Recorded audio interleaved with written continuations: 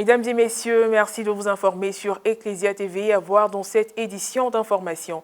Le samedi 9 janvier dernier, Monseigneur Alexis Touabiloulo, évêque du diocèse d'Agboville et administrateur apostolique du diocèse de Yamoussoukro, a procédé à l'ordination presbytérale de diacre à la paroisse Saint-François-Xavier de Mbato. Et puis la première session ordinaire de la commission épiscopale chargée des moyens de communication sociale de Côte d'Ivoire au titre de l'année pastorale 2020-2021 s'est ouverte le lundi 11 janvier dernier au centre diocésain de Yamoussoukro. Le diocèse de Yamoussoukro s'est enrichi d'un nouveau prêtre le samedi 9 janvier dernier.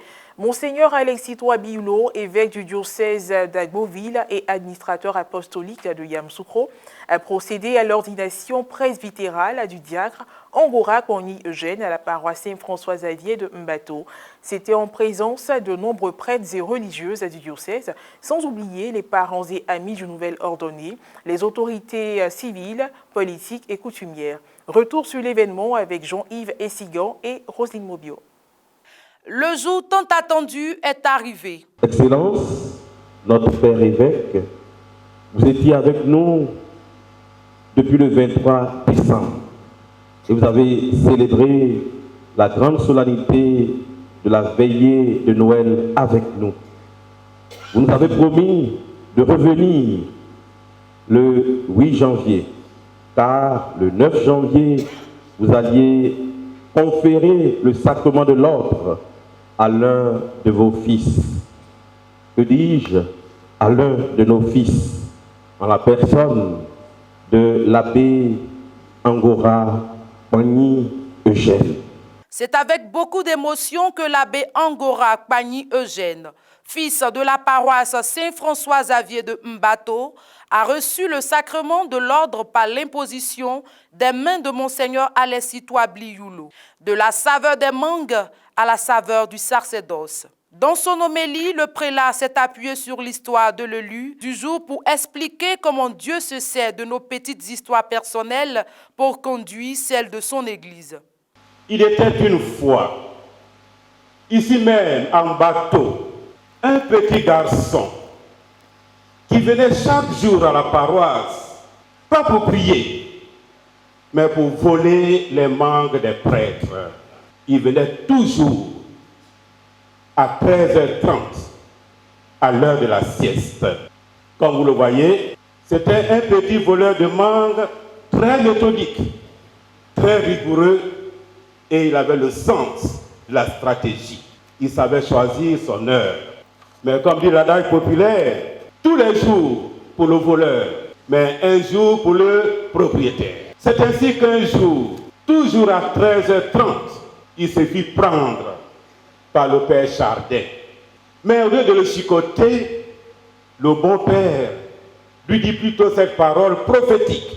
Mon fils, les enfants comme toi, qui volent les mangues des prêtres et qui fatiguent les prêtres, finissent par devenir prêtres. Et voilà, et voilà. Aujourd'hui, l'oracle du père Chardin se réalise. Voilà l'œuvre du Seigneur. Voilà la merveille devant nos yeux. Oui, frères et sœurs, Dieu se sert de nos petits riens pour réaliser de grandes choses. Regardez, regardez Jésus-Christ. Il prend seulement 5 pains qui étaient là. Et avec 5 pains, il nourrit une foule immense de plus de 5000 hommes. Dieu se sert de petites choses pour réaliser des merveilles. Oui, vraiment, Dieu est Dieu. Outre les rites habituels d'une célébration eucharistique, les témoins oculaires de l'événement ont également assisté au rite d'ordination. Avant d'être ordonné prêtre, il convient que vous déclariez devant l'Assemblée votre ferme intention de recevoir cette charge. Je le veux. Pour qu'il te plaise, Seigneur, de le bénir.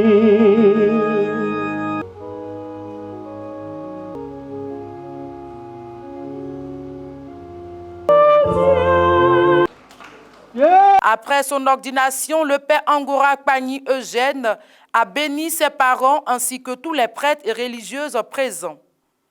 Au terme de la cérémonie d'ordination, Des propos ont été recueillis. Ce que je voudrais dire à l'abbé, c'est simple, mais capital. Qu'il soit fidèle à ses engagements. Parce que la valeur d'un être humain réside dans la fidélité à ses engagements. Très heureux du fait que ça connaît pour moi aujourd'hui ce que Dieu a voulu. Le fait qu'il soit rentré au séminaire, avec sa grâce, qu'il soit prêtre de Jésus-Christ aujourd'hui. Toujours dans le diocèse de Yamoussoukro, le lundi 11 janvier dernier, s'est ouverte au centre diocésain de Yamoussoukro la première session ordinaire de la commission épiscopale chargée des moyens de communication sociale de Côte d'Ivoire au titre de l'année pastorale 2020-2021. Les travaux ont débuté en présence de Monseigneur Raymond Awa, évêque du diocèse de Grand-Bassam et président de la dite commission. Commentaire Alex Bakobasso. Ouverture de la première session ordinaire de la commission épiscopale chargée des moyens de communication sociale de Côte d'Ivoire au titre de l'année pastorale 2020-2021.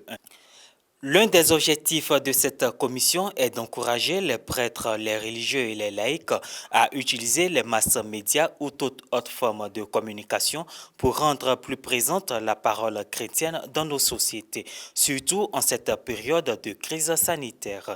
Je voudrais, en cette période de pandémie, me tourner vers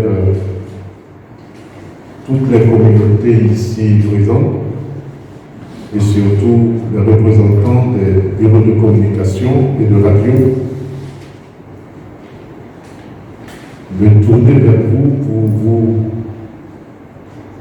encourager et surtout pour ceux qui ont eu des membres qui ont été touchés,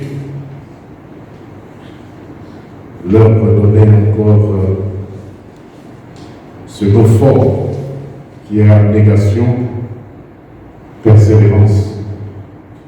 Je sais que cette période a été difficile pour tous et chacun, aussi bien pour les responsables de radio que les chargés de communication. Mais nous avons pu passer cette étape qui était la naissance et la prise de conscience de l'effet de cette pandémie sur notre être et sur notre communauté. À la suite du père Augustin Aubre, secrétaire exécutif national, qui a souhaité la bienvenue à tous les participants, Monseigneur Raymond Awa, évêque du diocèse de Grand-Bassam et président de la dite commission, a demandé que la communication soit maintenue, quelle que soit la situation, pour que l'Église soit toujours plus proche du peuple de Dieu. J'ai souhaité que la communication en temps de crise ne devienne pas pour nous qui sommes dans le domaine une crise de la communication. Et il est temps qu'on se retrouve pour, disons, attacher nos ceintures, resserrer nos liens pour continuer la mission qui nous est confiée. Car à travers la communication, l'Église s'est fait proche et solidaire des uns et des autres. Et c'est donc grâce à vous, les grands-pères, Madame, Messieurs, que l'Église peut, même en restant à la maison, partager les choix et les peines des uns et des autres, et surtout du peuple de Dieu, en les diffusant. Dans une perspective d'évangélisation plus accrue par les ondes, des projets ont été soumis à l'appréciation des participants dans ce cadre d'échange pour réfléchir à une stratégie de dynamisation de la communication de l'Église au plan national. Les membres de la commission réunis au centre diocésain de Yamoussoukro passeront en revue divers sujets jusqu'au jeudi 14 janvier. C'est la fin de cette édition d'information. Merci de l'avoir suivi. Que Dieu nous garde.